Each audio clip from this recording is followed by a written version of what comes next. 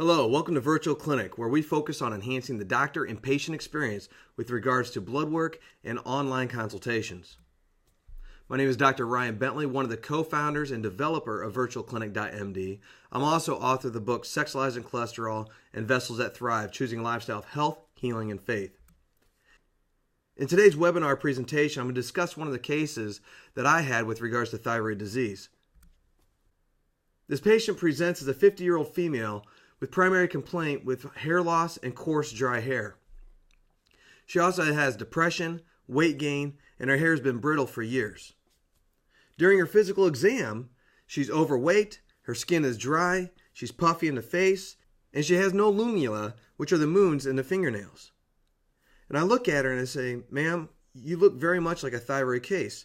She goes, "Well, I just had all my thyroid work done by my primary care physician. They said everything is absolutely normal." I said, "I'd like to take a look at that blood work." And sure enough, here's the blood work. You can see the TSH number is completely normal. And so is her total T3 and T4 and her thyroid globulin antibodies. Well, my gut instinct was that, "Ma'am, you still have a thyroid issue. Until I can prove this without a shadow of a doubt," I said, "I'd like to run some more testing on you." And so that's exactly what I did. In spite of this being a normal thyroid profile, I went ahead and ran further testing on her. Because people need to understand that TSH in of itself alone is about as useful as a screen door in a submarine. It doesn't serve much purpose. People do this often because thyroid function is most sensitively tested by measuring the TSH level. But this is only because the pituitary gets the signal from the hypothalamus, which will therefore speak to the thyroid. So it works like this. Your hypothalamus releases TRH, goes to the pituitary, the anterior part, releases TSH, which goes down and speaks to the thyroid. And what happens is that when T4 levels drop, the hypothalamus registers that, which will release the TRH, which stimulates the release of TSH, which goes down to the thyroid and tells the thyroid, "Hey, wake up, guys, let's make some more thyroid hormone." And just the opposite is true. If there's elevated levels of T4 circulating around, the hypothalamus registers that, the TRH level will go down, and so will the TSH. So typically when someone has a hyperthyroid type issue, their T4 level is really high and their TSH level will be low. On the flip side, you can have a low T4 level and a high TSH in response.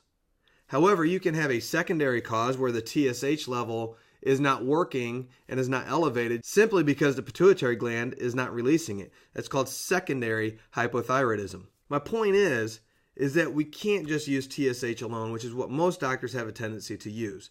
We need to go beyond that and be more comprehensive. So with my gut instinct based off of the symptoms and the physical exam I did on her, I ordered blood work with the thyroid profile and thyroid antibodies in addition to vitamin D. And we'll talk about that in a second. And then you can see the results are very similar to what she showed me before. However, I did run thyroid peroxidase antibodies, which were obviously elevated in her. So this tells me she has some type of autoimmune disease going on with her thyroid in most cases. With that said, I want to reveal a study that was released in 2017 by Experimental and Clinical Endocrinology and Diabetes. They found that vitamin D supplementation reduced thyroid autoimmunity among women receiving levothyroxine treatment for Hashimoto's thyroiditis. However, this isn't really new information. But with her, I did test her vitamin D, and it was extremely low. But this vitamin D thing is not just new in 2017, as I stated. It goes way back. If we look at low vitamin D levels, we see in the American Journal of Clinical Nutrition 2004, low vitamin D is common among patients with Hashimoto's thyroiditis. Immunology Letters in 2000, vitamin D helps against autoimmune-related thyroid dysfunction.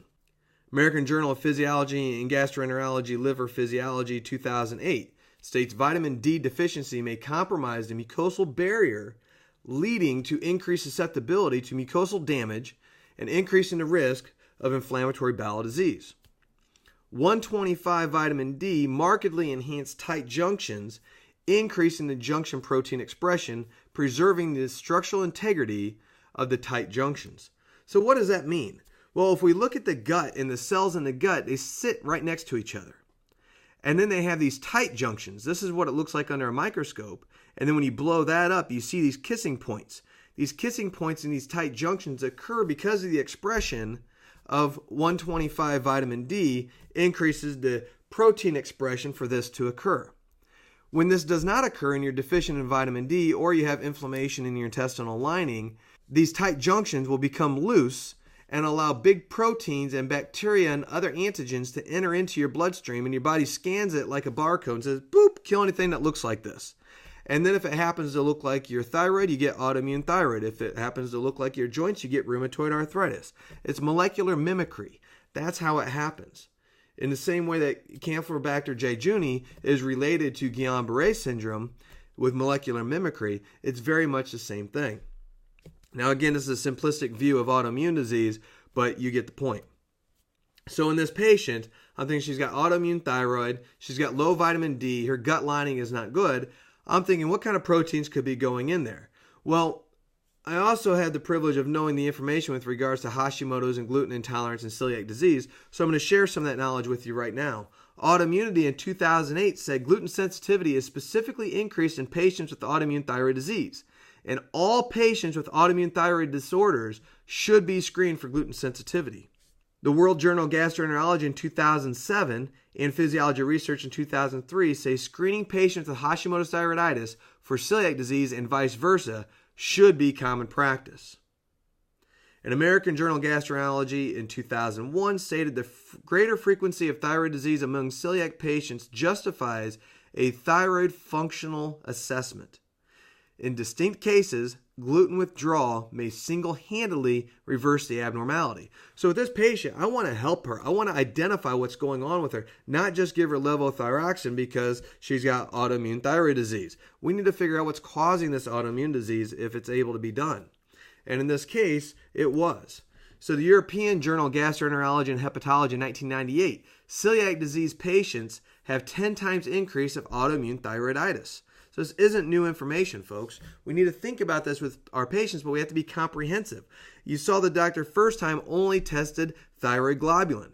We need to also test the thyroid peroxidase. The Journal of Clinical Gastroenterology in 2002, a gluten-free diet may have profound impacts on patients with autoimmune thyroid disease. Again, this doesn't mean that every patient with Hashimoto's has an issue with gluten, but it is something that you should look at and have in the back of your head. Because in this patient, I went ahead and ran a gluten test on her, and you can see she reacted to multiple gluten proteins.